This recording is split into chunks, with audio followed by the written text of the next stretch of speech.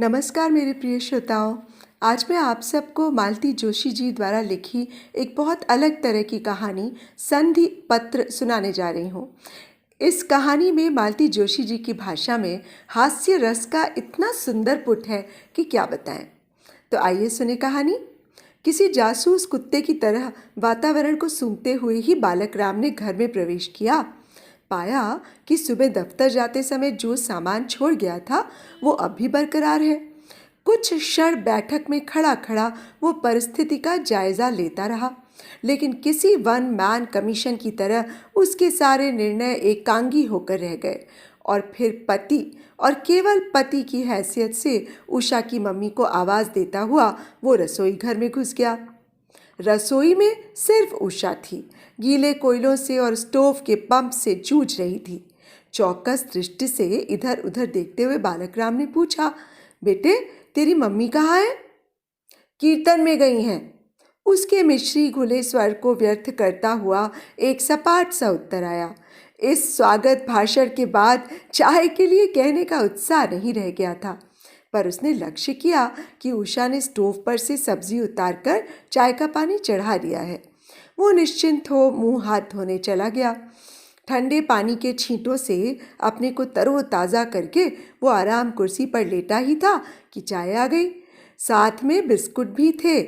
सारी सामग्री तिपाई पर रखकर उषा उल्टे पैरों रसोई में लौट गई। बात करना तो दूर, उसने पिता की ओर देखा तक नहीं।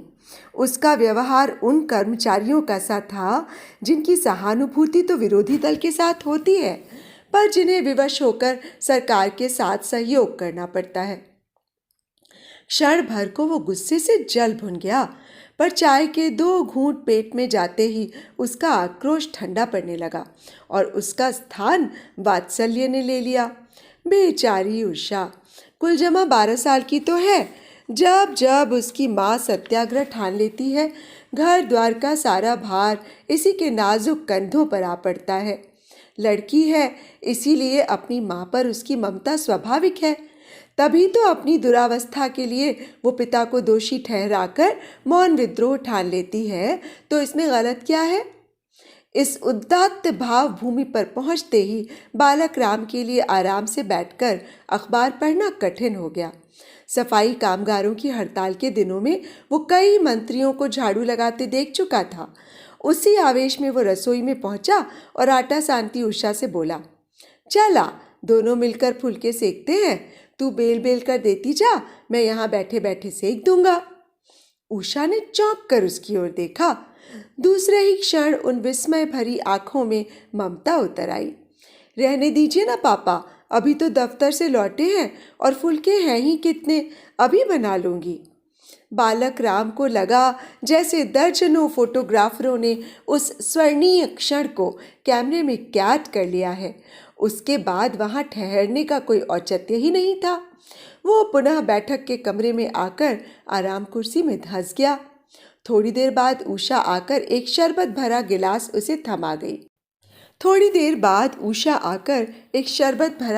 उसे थमा गई। इस अयाचित सदाशयता पर वो गदगद हो उठा। उसके मुंह से निकल पड़ा, नारी तुम केवल ममता हो, आंचल में है। हद तेरे की, कुछ भी तो ढंग से याद नहीं आता। स्कूल और कॉलेज के ज़माने में ऐसी ऐसी 100 कविताएं वो एक सांस में सुना सकता था। अब तो सब कुछ भूल गया है। सारी कविताएं दफ्तर की फाइलों ने सोख ली हैं। रही सही कसर घर में पूरी हो जाती है। घर, हाँ, इसे घर कहेगा कोई? दफ्तर से थके हारे लौट रहे हैं और पता चलता है कि बच्चों की मम्मी कीर्तनों में गई हुई हैं। कल को कोई उसे गृह मंत्री बना दे तो वो सबसे पहला काम इन सायाकालीन कीर्तनों पर प्रतिबंध लगाने का ही करेगा। अरे ये कोई वक्त है घर से बाहर रहने का? वैसे वो खूब जानता है कि पत्नी की विद्रोही आत्मा ने किसी भी प्रतिबंध को कभी घास नहीं डाली है। कीर्तन न रहेंगे तो वो बाजार निकल जाएगी। उसकी तुलना में कीर्तन कम से कम निरापद तो है। आरती की थाली में 10 पैसे डालने से ही काम चल जाता है। पिछली बार ये सत्संग पूरे 5 दिन चला था। इस बार अभी तो सिर्फ दूसरा ही दिन है। इतनी सावधानी बरतता है बालक राम, फिर भी हर दूसरे तीसरे महीने कुछ ना कुछ उपद्रव हो ही जाता है। इस बार क्या हुआ था? हाँ, कल सुबह कस्बे से भाई साहब की चिट्ठी आई थी। मकान की मरम्मत के लिए रुपए भेजने को लिखा था। उसका बस चलता तो वो इस पत्र की बात घर में उठाता ही नहीं, परंतु मजबूर था। हर पत्र की तरह ये पत्र भी सेंसर होकर उसके हाथ में पहुंचा था। वैसे भी बजट की स्वीकृति के लिए सदन की आवश्यक बैठक तो बुलानी ही थी, पर उसकी ज़रूरत ही नहीं पड़ी। पहले ही फरमान जारी हो गया कि मकान की मरम्मत बाद में होगी। पहले ये तय हो जाना चाहिए कि किसके पास कौन सा हिस्सा रहेगा। जब जैसा समझेंगे, जितना समझेंगे, खर्च करेंगे। यहाँ रुपए फलते नहीं हैं। ये सुनकर सन्न रह गया बालक राम। कई दिनों से उसे अनुभव हो रहा था कि भीतर ही भीतर कुछ सुलग रहा है। यह भी वो स्पष्ट रूप से जानता था कि इस साजिश में विदेशी शक्तियों का हाथ है, पर बात इतनी जल्दी उभर कर सामने आ जाएगी ये नहीं सोचा था। वैसे भाई साहब का यूं हर बार पैसे मांगना उसे भी अखरता था। उन्हें सिर्फ उसका 4 आंकड़ों वाला वेतन मालूम था। शहर के खर्चे की उन्हें कल्पना भी नहीं थी, या फिर वे जानबूझकर अनजान बने रहना चाहते थे। फिर भी वे बड़े भाई थे, उनसे हिस्सा मांगना, बंटवारे की बात करना कैसा लगेगा? और खासकर तब जबकि अभी अम्मा बैठी हैं। चतुर बहुओं ने उनका बंटवारा पहले ही कर दिया है। बेचारी हर 6 महीने बाद राजधानी बदलती हैं। उसने पत्नी की बात चुपचाप सुन ली, न विरोध ही किया, न कोई आश्वासन ही दिया, क्योंकि वो समझ गया था कि उनके मुंह से बच्चों की नानी ही बोल रही हैं और उनसे बहस करना पत्थर पर सर फोड़ना है। उसका रवैया देखकर पत्नी ने भी अपना पैंतरा बदल लिया। हर बार की तरह तर्जन, उठापटक कुछ नहीं किया, बस मौन व्रत और अनशन, 2 हथियार उसने उठा लिए। अब हिंदू धर्म में 33 करोड़ देवी देवताओं का वास है। साल के 365 दिन भी कोई व्रत रखना चाहे तो रख सकता है। जो विरोध करे वही पाप का भागी बने। पर बालक राम जानता है कि इस बार का व्रत परलोक साधन के लिए नहीं है, इसी लोक में बेहतर व्यवस्था की मांग करता है। इसीलिए वो उद्विग्न था। फिर भी किसी दृढ़ प्रतिज्ञ शासक की तरह उसने ऊपर से उदासीनता ओढ़ ली थी। आंदोलनों के इस युग में इतनी मजबूती तो आवश्यक ही है। अभी 4 दिन पहले ही तो अम्मा ने अपना 3 दिवसीय अनशन तोड़ा है। एक दिन सुबह सुबह उन्होंने अपनी बहू को ऑमलेट बनाते देख लिया था और घर में जैसे भूचाल आ गया था। इतने दिनों लुक छिप कर चलने वाला कांड एकदम उजागर हो गया था और अम्मा एकदम फट पड़ी थी। उन्होंने बहू से गंगा जली उठाने को कहा था कि घर में अब ऐसी वैसी चीज़ें नहीं पकेंगी। पर एक बार रहस्य का पर्दा उठने के बाद बहू भी निर्दंद हो गई थी। साफ कह दिया कि आप तो अभी बरसों छाती पर मूंग दलती रहेंगी, फिर बच्चे कब तक ज़रा ज़रा सी चीज़ों के लिए तरसते रहेंगे। बेचारी अम्मा 3 दिन तक खटपाटी लेकर पड़ी रहीं और बालक राम किंग कर्तव्य विमूढ़ होकर सारा तमाशा देखता रहा। अम्मा उसके लिए परम श्रद्धेय थीं, पर ऑमलेट भी उतना ही प्रिय था। किसका पक्ष ले और किसे छोड़ दे, इसी उधेड़ बुन में 3 दिन निकल गए।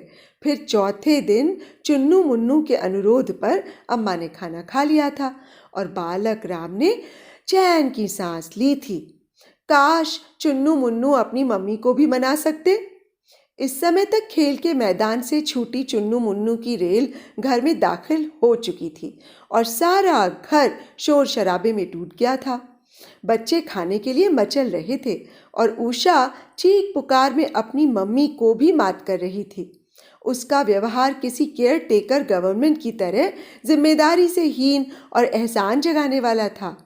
आखिरकार बालक राम को स्वयं भीतर पहुंचकर शांति स्थापित करने के लिए राष्ट्रपति शासन लागू करना पड़ा। जब तक उषा बच्चों को खाना लगाती रही, वो खुद अपने हाथों से अम्मा को थाली परसकर कमरे में दे आया। अम्मा का बहुत मन था बेटे को पास बिठाकर सुख दुख की 2 बातें कर लेने का, पर बालक राम एक क्षण भी वहां नहीं रुका। बच्चों की मम्मी किसी भी क्षण लौट सकती थी। वे ना भी लौटती तो भी उनकी गुप्तचर संस्था बहुत कार्यक्षम थी। इन गर्दिश के दिनों में अम्मा के पास बैठकर गप्प लड़ाना भी संदेहजनक स्थितियों को ही जन्म देता। वातावरण का तनाव इससे और बढ़ने की संभावना थी, इसलिए वो बाहर आकर चुपचाप बच्चों के पास बैठ गया। बच्चे शराफत से बिना किसी मीन मेक के खाना खा रहे थे। उनका अनुशासन देखकर वो खुश हुआ। उषा ने उसकी भी थाली लगा दी थी। भूख गायब हो चुकी थी। फिर भी कुछ मोराल बनाने के लिए उसने कहा, आजा उषा, तू भी हम लोग के साथ खा ले, शाम से खट रही है, भूख नहीं लगी क्या अभी? उषा ने भी चुपचाप अपनी थाली लगा ली थी। मुश्किल से एक कौर गया होगा मुंह में और फपक कर रो पड़ी। मम्मी के मुंह में कल से एक बूंद पानी भी नहीं गया है। आंसुओं से भीगा उषा का मुंह बड़ा प्यारा लग रहा था, पर उसकी दलील ऐसी थी जैसे घर पर जबरदस्ती आपातकाल लाद दिया गया है। गुस्से में दांत पीसते हुए वो बोला, अगर कोई अपनी मर्जी से भूखा रह जाए तो उसका क्या उपाय है? क्या घर में खाने को नहीं है? लेकिन उन्हें तो साल के 12 महीने के 30 दिन व्रत करना है, तो उसका कोई क्या करे? जैसे सारा पुण्य ये ही लूट लेंगी। बड़े आवेश से शुरू की थी बात, पर उसके अपने ही कानों में वो बड़ी खोखली लगी। बच्चों की आंखों में अविश्वास, अनास्था और संदेह के मिले जुले भाव उसका मुंह चिढ़ा रहे थे। खाने का नाटक फिर आगे न बढ़ सका। बैठक के कमरे में आकर उसने सिगरेट जलाई और रेडियो खोल दिया। चांद तारों से लदा कोई फिल्मी गीत आ रहा था। खींचकर उसने रेडियो का कान उमेट दिया। कमबख्त घड़ी को घड़ी भी नहीं देखता। तभी दरवाजे पर आहट हुई। उसने आशान्वित होकर बाहर झांका तो मैले कुचैले कपड़ों में लिपटी एक भिखारिन खड़ी थी। भूखे को रोटी दे दो बाबू, 3 दिनों से भूखी हूँ, उसने पिचका हुआ पेट दिखाकर घिघियाते हुए कहा। मन हुआ पूछ ले, तू भी घर से लड़कर आई है क्या? पर अपने ही प्रश्न पर वो हंस पड़ा। बेचारी, भूख तो इसकी मजबूरी है, हथियार नहीं। अचानक उसका मन किसी कम्युनिस्ट नेता की तरह विचारवेद हो उठा था। दुनिया में बस 2 ही तरह के लोग हैं, एक जो खाना खाते हैं, दूसरे जो भूखे रहते हैं। फिर भूखा रहने वालों की 2 किस्में हैं, एक जो गरीब की आत्मा दुआ देगी, बासी सूखी ही मिल जाए। हार कर उसे भीतर जाना ही पड़ा। उषा से रोटी मांगने पर उसने अलमारी खोलकर कागज़ का एक पैकेट निकाला। उसमें से 2 रोटियां पिता को दी और पैकेट वापस रख दिया। ये क्या है? रोटियां? सो तो देख रहा हूँ, वो गुर्राया, लेकिन ऐसे क्यों रखी हुई हैं? 3 दिन तक दादी की थाली कमरे से लौटती रही है। मम्मी ने वे ही रोटियां उठाकर रख दी थी। मुझे दिखाने के लिए नहीं, मांगने वालों के लिए। मन हुआ कि पूछ लें कि वे रोटियां कहाँ हैं जो तेरी मम्मी के न खाने से बच गई हैं, वे किस लिफाफे में हैं। पर पूछ न सका, क्योंकि जानता था कि प्रश्न का कोई ठोस आधार नहीं है। अम्मा ने अपने उपवास की कोई अधिकृत घोषणा नहीं की थी, जबकि पत्नी ने अपने निर्णय की सूचना उसे कायदे से दे दी थी। स्पष्ट एहसास करा दिया था कि जिस घर में उसकी बात नहीं सुनी जाती, उस घर का अन्न उसके लिए विष है। फिर भी अम्मा की रोटियों को इस तरह अलग से सहेज कर रखने के पीछे जो मनोवृत्ति थी, उसके प्रति उसका मन आक्रोश से उभर उठा। उसने आवेश में आकर वो लिफाफा उठाया और पूरा का पूरा भिखारिन की झोली में उलट दिया। उसकी 7 पीढ़ियों को असीसती हुई वो चली गई। कुछ क्षण बालक राम उदारता की उच्च भाव भूमि पर खड़ा हुआ उन आशीर्वादों से पुलकित होता रहा। फिर एक विचार घुसपैठिए की तरह उसके मन में घुस आया कि उतनी रोटियों से तो 1-2 मांगने वाले और निपटाए जा सकते थे। फिर किसी सर्वोदयी नेता की तरह वो चिंतन में डूब गया। इस भिखारन की भूख मेरी सामाजिक जिम्मेदारी है। इस समाज का एक अंग होने के नाते मुझे कुछ करना ही चाहिए था, और वो मैंने किया, कुछ ज़्यादा ही किया। मैं उस समाज का महज 65 करोड़वां हिस्सा ही तो हूँ। आखिर हाँ, अम्मा का उपवास मेरी नैतिक जिम्मेदारी है, इसीलिए अम्मा को समझाना मेरा कर्तव्य है कि समय गतिशील है। समय के साथ आचार विचार मान्यताएं सब कुछ बदलती रहती हैं। जो समय के साथ नहीं चल पाता वो अंत में स्वयं दुखी होता है और दूसरों को भी दुखी करता है। लेकिन अम्मा की बहू का उपवास, वो तो एकदम भौतिक जिम्मेदारी है, उससे कैसे बचा जा सकता है? इसके तो जो भी परिणाम होंगे वर्तमान संदर्भ से जुड़े होंगे। उनकी उपेक्षा कैसे क्षम्य है? निर्णय को कब तक टाला जा सकता है? बालक राम अपने चिंतन में डूब गया। सामने पड़ा अखबार भी चुपके से उसके विचार विनिमय में शामिल हो गया था और किसी भूख विशेषांक की तरह भूख भूख चिल्ला रहा था। कहीं पाव किलो चावल के लिए 2 साल का बच्चा बेच देने का जिक्र था, तो कहीं भूख से तंग आकर पूरे परिवार की आत्महत्या का। किसी संत के उपवास का 34वां दिन चल रहा था, कहीं सरकार धमनियों के आगे न झुकने का प्रण दोहरा रही थी, कहीं फूले पेटों और चिपके गालों वाले नौनिहालों की तस्वीर थी, कहीं 5 स्टार होटल में आयोजित वर्तमान खाद्य व्यवस्था और दोषपूर्ण वितरण प्रणाली पर परिसंवाद का समाचार था। बालक राम के साथ जैसे सारा देश इस समस्या से जूझ रहा था। एक धमाका सा हुआ और उसकी विचार श्रृंखला बीच में ही टूट गई। आवाज की दिशा में दौड़कर गया तो देखा आंगन में गदर मचा हुआ था। चुन्नू ने पूरी की पूरी ट्रे गिरा दी थी। 2 डिनर प्लेट परलोक सिधार गई थीं। उषा साबुन सने हाथों से उसे पीट रही थी और वो जोर जोर से रोए जा रहा था। बड़ी मुश्किल से स्थिति पर नियंत्रण पाया जा सका। एक डांट पड़ते ही उषा मुंह फुलाकर हड़ताल पर चली गई। शेष बर्तन उसने चुन्नू मुन्नू की मदद से मोरी में रखे और इस अध्याय की इतिश्री की। बच्चों को नींद आने लगी थी, इसलिए फिर बिस्तरों की ओर ध्यान देना पड़ा। उषा तो अपना इंतजाम करके लेट गई थी और मुंह ढककर सोने का नाटक कर रही थी। उसे सबक सिखाने के लिए बालक राम ने चुन्नू मुन्नू को स्वावलंबन पर एक भाषण पिलाया। बच्चे कुछ ज्यादा ही जोश में आ गए और उन्होंने गद्दों का कुतुब मीनार बना दिया। उसे तरतीब से लगाते हुए बालक राम को हफनी छूट गई। फिर अम्मा के कमरे में जाकर उनका बिस्तर ठीक किया।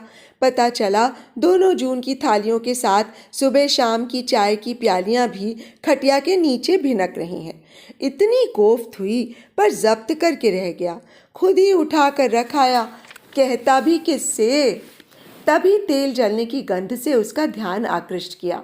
मुन्नू रसोई में पड़ा चीख रहा था, पापा दूध, पापा दूध। कमबख्त खड़े खड़े हाथ नचा रहा था, पर ये नहीं कि उतार ले। बालक राम ने दौड़कर फुर्ती से दूध उतारा, पर यह फुर्ती बहुत महंगी पड़ी। 2-4 बूंदे हाथ पर तो छलक पड़ी और स्टील की पतीली फपोले दे गई सो अलग। दूध उतारने के बाद देखा सड़सी वही पास में पड़ी थी। पस्त होकर बैठ गया बालक राम। क्या संधि पत्र लिखना ही होगा? नहीं तो इस अराजकता का अंत कहाँ है? संधि की शर्तें बहुत अपमानजनक है, पर उपाय ही क्या है? मंदिर में आरती का घंटा नाद अपनी चरम सीमा पर पहुंच चुका था। बस आरती के बाद ही बच्चों की मम्मी घर लौट आएंगी। इसके बाद तो मंदिर में रुकने का कोई प्रावधान ही नहीं है। बोल वृंदावन बिहारी लाल की जय। भक्तों के सम्मिलित कंठ स्वर में उसने एक स्वर अपना भी मिला दिया। प्रभु के इस पावन जयघोष के साथ ही जैसे उसकी चेतना के कपाट खुल गए। आत्मबोध जागृत हो उठा। चुन्नू, उसने आवाज दी, जरा टॉर्च लेकर मंदिर तक चला जा बेटे।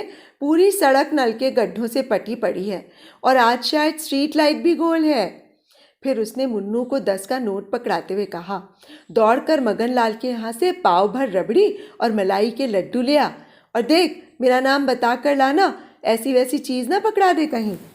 फिर उसने उषा को उसकी नकली नींद से जगाया और दुलार भरे स्वर में आदेश दिया, बेटे स्टोव जलाकर 2 कप चाय तो बना लो झटपट। 4 घंटे से कीर्तन सुनते सुनते मेरा भी सर चढ़ गया है। तेरी मम्मी का तो पता नहीं क्या हाल हुआ होगा। वो जानता था कि वो परंपरा तोड़ रहा है। नियम तो संतरे या नींबू के रस का है, चाय या रबड़ी का नहीं। पर वो क्या करे? नींबू के रस का गिलास क्या उसके मनोभावों को ठीक से अभिव्यक्त कर सकता था? रसोई से आती स्टोव की मधुर घरघराहट को सुनकर उसने चैन की सांस ली और इत्मीनान से बड़े भाई साहब को पत्र लिखने बैठ गया।